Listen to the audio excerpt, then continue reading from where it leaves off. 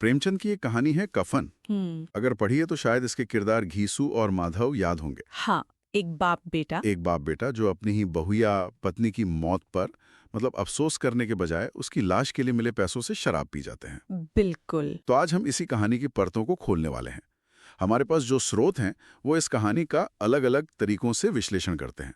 और सवाल यही है कि क्या घीसू और माधव सिर्फ दो बुरे संवेदनहीन इंसान हैं, या उनकी कहानी कुछ और भी बताती है। चलिए कहानी के उस पहले दृश्य में चलते हैं।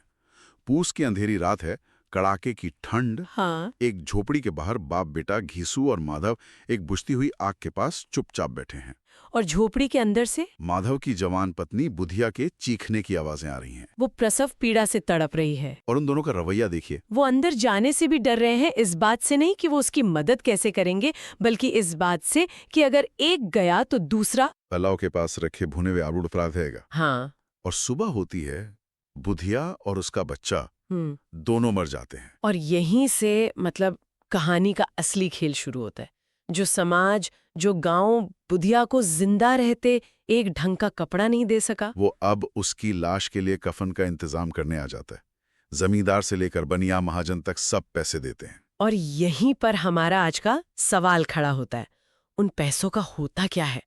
घीसू और माधव का फैसला हमें उनके बारे में क्या बताता है, और शायद उससे भी ज्यादा उस समाज के बारे में क्या बताता है जिसने उन्हें ऐसा बना दिया। चलिए इसी की गहराई में उतरते हैं।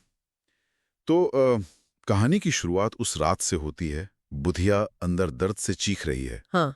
और बाहर बैठे घीसू और माधव की बातें सुनकर कोई भी चौंक जाएगा। वो कहते हैं मरना ही है तो जल्दी मर क्यों नहीं जाती? देखकर भी क्या करेंगे? मुझे एक बात समझ नहीं आती, कोई इतना पत्थर दिल कैसे हो सकता है अपनी ही पत्नी, अपनी ही बहू के लिए? ये सवाल बिल्कुल जायज है। और देखिए, सतही तौर पर देखें तो ये और संवेदनहीनता ही लगती है। हाँ बिल्कुल। लेकिन हमारे स्रोत हमें उनके किरदारों की गहराई में झांकने को कहते हैं। घीसू और माधव पूरे गांव में काम चोरी के लिए बदनाम हैं। प्रेमचंद लिखते हैं कि अगर घर में मुट्ठी भर अनाज भी हो तो वो काम पर नहीं जाते थे। बिल्कुल। तो क्या ये सिर्फ उनका आलस्य है? देखिए, कुछ विश्लेषक इससे सिर्फ आलस्य नहीं मानते, वो इसे एक तरह की सीखी हुई लाचारी। हाँ बिल्कुल, लर्न्ड हेल्पलेसनेस कहते हैं इसे। सोचिए, एक ऐसी सामाजिक व्यवस्था है जहां आप और आपके बाप दादा पीढ़ियों से मेहनत करते आ रहे हैं, लेकिन आपको 2 वक्त की रोटी भी नसीब नहीं होती। सही बात है। किसान दिन रात काम करके भी कर्ज में डूबा रहता है। तो एक वक्त आता है जब इंसान उस व्यवस्था से ही मुंह मोड़ लेता है। अच्छा। उसका आलस्य, उसका काम न करना उस सिस्टम के खिलाफ एक मौन विद्रोह बन जाता है। जब इस खेल को खेलकर भी हमें कुछ नहीं मिलना तो हम ये खेल खेलेंगे ही क्यों? बिल्कुल। उन्होंने मेहनत का अपमानजनक नतीजा इतनी बार देखा है कि अब वो मेहनत करने को ही बेवकूफ़ी मानते हैं। तो उनकी ये जो उदासीनता है, वो उसी व्यवस्था की देन है जिसने उन्हें इंसान होने के सम्मान से ही वंचित कर दिया। इसीलिए जब सुबह माधव झोपड़ी में जाके देखता है कि बुधिया मर चुकी है और बच्चा भी पेट में ही मर गया, तो उनका दुख बहुत ज्यादा देर नहीं टिकता। वो छाती पीटते हैं, रोने का नाटक करते हैं, लेकिन उनकी असली चिंता अब कफन और लकड़ी की है। और इसी चिंता के साथ वो पैसे मांगने निकलते हैं। हाँ। वो रोते बिलखते गांव के जमींदार के पास जाते हैं। जमींदार उन्हें जानता है, उनसे नफरत करता है, लेकिन फिर भी जी में कुड़ते हुए 2 रुपए निकालकर फेंक देता है। यहाँ ये देखना कितना दिलचस्प है। जमींदार जानता है कि ये पैसे शायद कफन पर खर्च ना हो। लाश पर कफन ना होना पूरे गांव की इज्जत पर एक दाग जैसा होगा। बिल्कुल। तो समाज बुधिया की मदद नहीं करना चाहता था, लेकिन उसकी लाश का अपमान भी नहीं होने देना चाहता। इसका मतलब ये इज्जत जिंदा इंसान के लिए नहीं बल्कि मरे हुए रिवाज के लिए है। यही तो कहानी का असली व्यंग्य है। ये इज्जत व्यक्ति की नहीं, बल्कि समाज के अपने आत्मसम्मान की है। वो उस विफलता को कफन से ढकना चाहते हैं, चाहे जिंदा इंसान को ढकने के लिए कपड़ा ना दिया हो। और देखते ही देखते बनिया, महाजन, दूसरे लोग सब पैसे देते हैं। और 1 घंटे के अंदर उनके हाथ में 5 रुपए की एक बड़ी रकम आ जाती है। उस जमाने में 5 रुपए बहुत बड़ी रकम रही होगी। बहुत बड़ी। और यहीं पर हमारे स्रोत एक बहुत महत्वपूर्ण बात की ओर इशारा करते हैं। कौन सी? जिस औरत को जीते जी तन ढकने के लिए छिथड़े भी नसीब नहीं हुए, उसके मृत शरीर के लिए समाज पैसे जुटा रहा है। ये एक लाइन, ये तो पूरे समाज के पाखंड को नंगा कर देती है। बिल्कुल। तो उनके पास कफन के लिए 5 रुपए हैं, एक तरह से यहाँ कहानी खत्म हो जानी चाहिए थी। हाँ, वे कफन खरीदते और अंतिम संस्कार करते। लेकिन प्रेमचंद यहीं पर सब कुछ पलट देते हैं। बिल्कुल। वो दोनों पैसे लेकर बाजार जाते हैं, लेकिन उनका मन मतलब डगमगाने लगता है। वो एक दूसरे को देखते हैं हाँ। और घीसो एक अजीब सा तर्क देता है। हाँ, वो कहता है लाश उठते उठते रात हो जाएगी, रात को कफन कौन देखता है। और माधव भी फौरन मान जाता है, कहता है कफन तो लाश के साथ जली जाता है। उसके साथ जाता तो है नहीं। ये बड़े अजीब तर्क है। ये तर्क नहीं है, ये बहाने हैं। सही बात है। वो अपनी उस इच्छा को सही ठहराने की कोशिश कर रहे हैं जो उनके अंदर सालों से दबी हुई है। और फिर घीसू के मुंह से वो बात निकलती है जो उनकी असली पीड़ा को दिखाती है। वो कहता है यही 5 रुपए पहले मिलते तो कुछ दवा दारू कर लेते। इस एक वाक्य में उस पूरी व्यवस्था के प्रति गुस्सा और बेबसी छुपी है। बिल्कुल, जो मरने के बाद तो 5 रुपए दे सकती है, पर इलाज के लिए 5 पैसे नहीं। और फिर जैसा कि कहानी में लिखा है, न जाने किस दैवी प्रेरणा से वे एक मधुशाला के सामने जा पहुंचे। ये दैवी प्रेरणा शब्द, ये तो कमाल का व्यंग है। प्रेमचंद का व्यंग कमाल का है। ये कोई दैवी प्रेरणा नहीं थी, ये तो उनकी भूख थी, उनकी ठंड थी, उनकी जिंदगी भर की जो कमी थी उसका नतीजा था ये। हाँ बिल्कुल वही।